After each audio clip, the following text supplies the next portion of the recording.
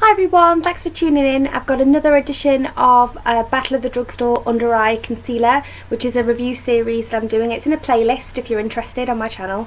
I think this is about the 5th one, and if I remember rightly, at the moment the sort of winner so far is Rimmel Wake Me Up, but they're all being rated out of 10 and this would be the 5th one, so I've got 4 others so far.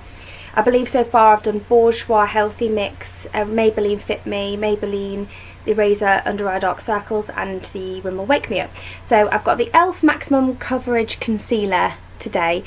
So this concealer is obviously marketed to give maximum coverage. It doesn't say you can use it under your eyes, but that's what I'm testing it out on today. It doesn't say you can or can't. However, when you see the footage of the video, you'll see that today, just because I was curious, I did put it on some blemishes because I don't usually get blemishes, just to see how it fares up.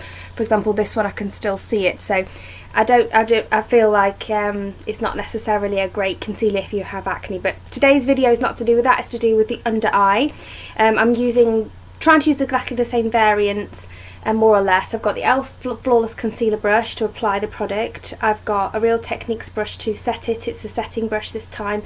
The other 4 videos I used the contour brush, but you know, it's the same bristles. It's just a slightly different shaped and sized brush.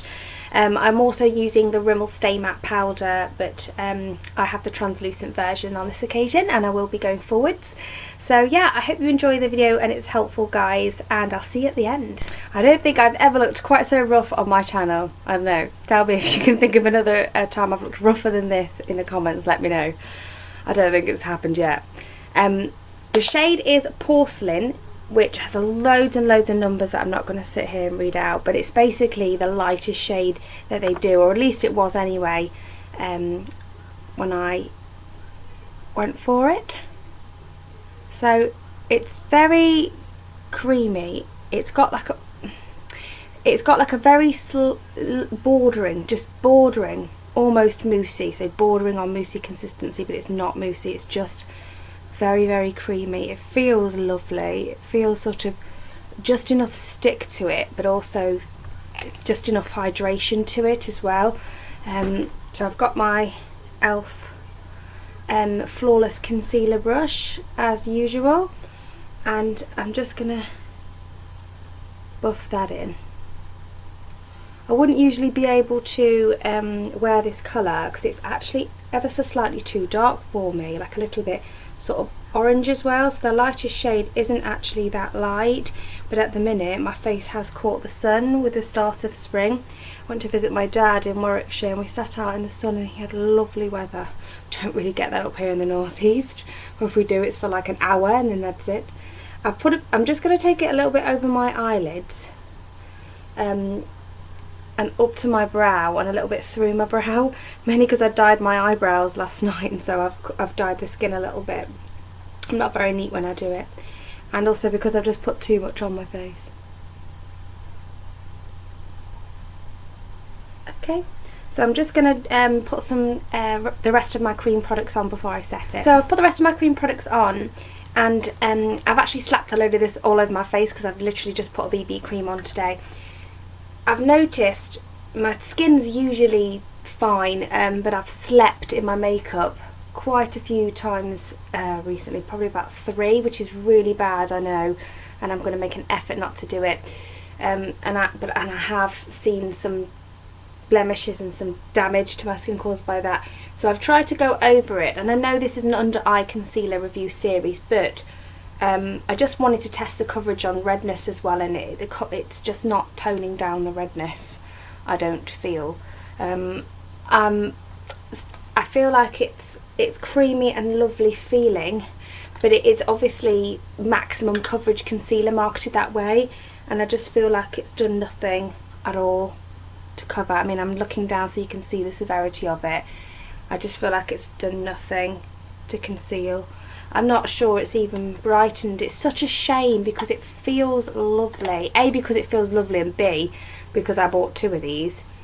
So when this is all gone, which is a lot of product, then I've got another one to get through.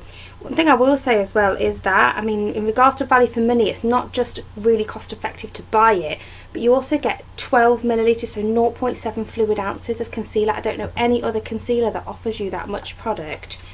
I mean, if I just compare it to, for example, the Bourjois Healthy Mix, that's 0.33. So, you know, it's literally double the amount of concealer that you normally get, as well as the fact that it's very cost effective. So I paid somewhere between £3 and £5 for that. I'm just going to, because I'm only around the house today, so it doesn't matter if I look ridiculous, I'm just going to put a second layer on. I don't always do that in this series, but I just feel like even if it creases, I need to see if you can wear 2 layers, because I personally wouldn't be able to get away with just wearing 1 layer of this. I really wouldn't. So I wouldn't say that this coloration under my eyes is severe, but there is some there. I think most people have a little something there. It's funny because I feel like in this section here where I do get some darkness, it's actually, I feel like that is brightened that there and concealed it, but it's just here where it's probably the worst. It's not really helped me. I mean, I could put a corrector underneath it, but I just feel like there are concealers out there that will mean that I don't need to do that. So I'm not going to use a concealer if it requires me to do an extra step. So I'm just going to use my Real Techniques setting brush, and the powder I'm using is Rimmel Stay Matte. Now, I wanted to keep the variants identical throughout this whole series, but I'm actually using my Real Techniques contour brush for highlighting at the minute, and so I don't really want to have to wash it every time I do one of these videos just to put under eye setting powder. And this is pretty much the same, but just a slightly different shape. It's a bit smaller, so it's a bit handier. And also I ran out of Pink Blossom Stay Matte, and I repurchased it, the translucent, so just something I wanted to throw out there. But the e.l.f. concealer brush is the same one I've used throughout the whole series. Okay, so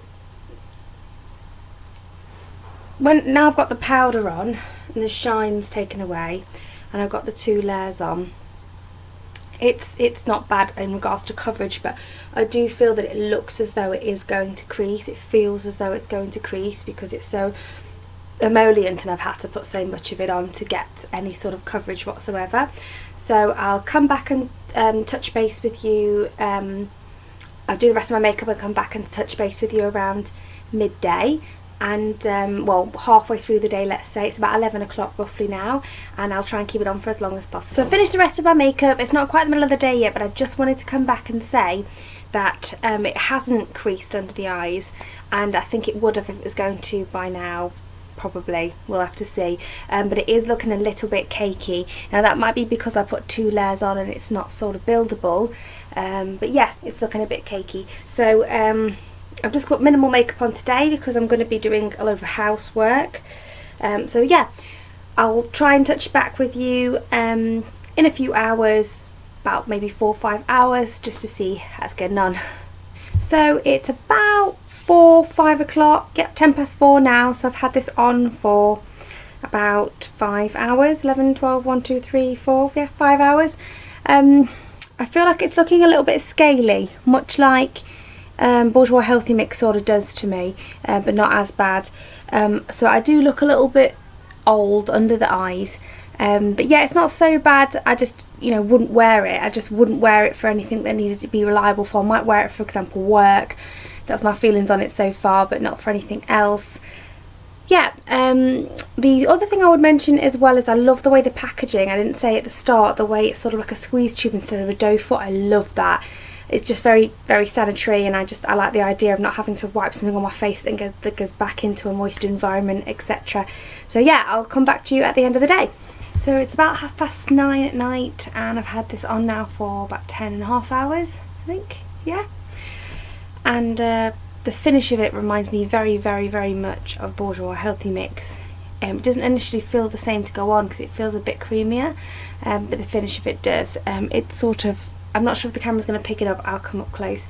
It has settled into fine lines, and it has given that sort of scaly look to it. So yeah, not the biggest fan of it,